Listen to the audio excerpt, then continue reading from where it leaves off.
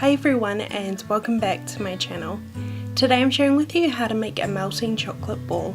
It's a ball of chocolate which is melted with hot caramel sauce to reveal something inside.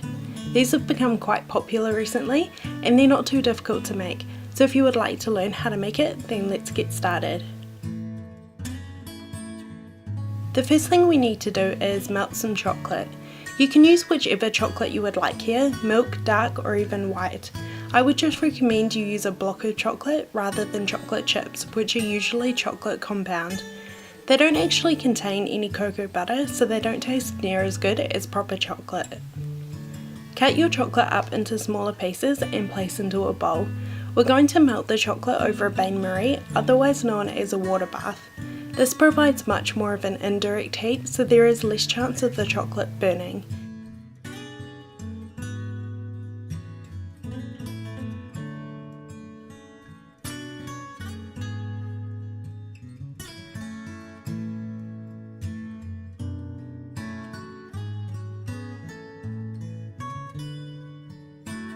Fill a medium-sized saucepan with a small amount of water and place over high heat until it starts to boil. Turn off the heat and place the bowl of chocolate over the top. The bowl shouldn't touch the water in the saucepan, so make sure there isn't too much water. The steam trapped underneath the bowl will rise up and melt the chocolate, so leave it for a few minutes before giving it a stir.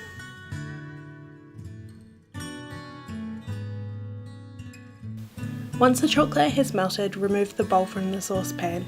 Make sure your chocolate is not too hot. It needs to be around 30 degrees Celsius or 90 degrees Fahrenheit so it will harden at room temperature and have a shine to it. Separate a round mould and spoon in a few tablespoons of melted chocolate. Place on the other half.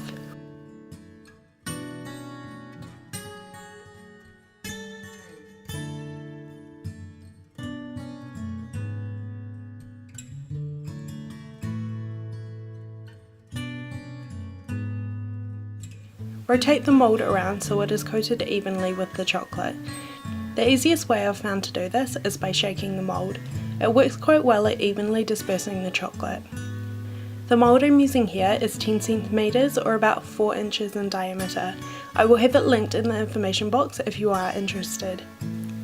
Once the chocolate has evenly coated the mould, place it into the fridge for about 20 minutes to harden. While you're waiting for the chocolate ball to harden, you can make the caramel sauce. It only requires a few ingredients and I'll have the recipe listed in the information box. Once the chocolate ball has hardened, remove it from the fridge and set it to the side. To fit anything inside the chocolate ball, we need to create an opening at one end. The easiest way to do this is to heat up a surface like a cup or a mug or even a ramekin to melt the chocolate. To do this, I'm using boiling water. Place the ramekin into the boiling water and leave it to heat up for about 30 seconds or so. Remove the ramekin from the saucepan using tongs and use a paper towel to dry it. Remove the chocolate ball from the mould by pulling apart each end. The chocolate ball should come out very easily. If it doesn't, it might not quite be set yet, so just place it back into the fridge.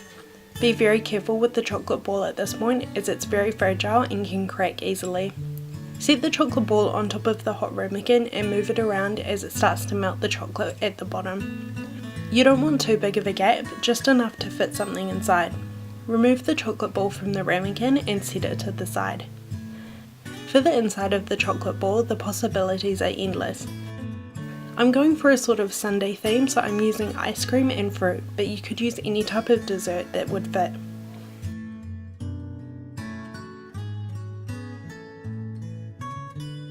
I'm placing a few scoops of ice cream into a bowl, followed by some strawberries, blueberries and finally some mint. Then it's time to slowly place over the chocolate ball, making sure that everything fits inside. When you are ready to serve the melting chocolate ball dessert, make sure your caramel sauce is hot. Pour it into a serving jug. To serve the dessert, slowly start to pour the hot caramel sauce over the chocolate ball and it should slowly start to melt, revealing the filling inside. This is a really show-stopping dessert that would impress anyone, but it's not actually too difficult to make, so give it a try. I hope you enjoyed this video. If you would like to see more, then just take a look at my channel. Thank you for watching and I will see you in my next video. Bye!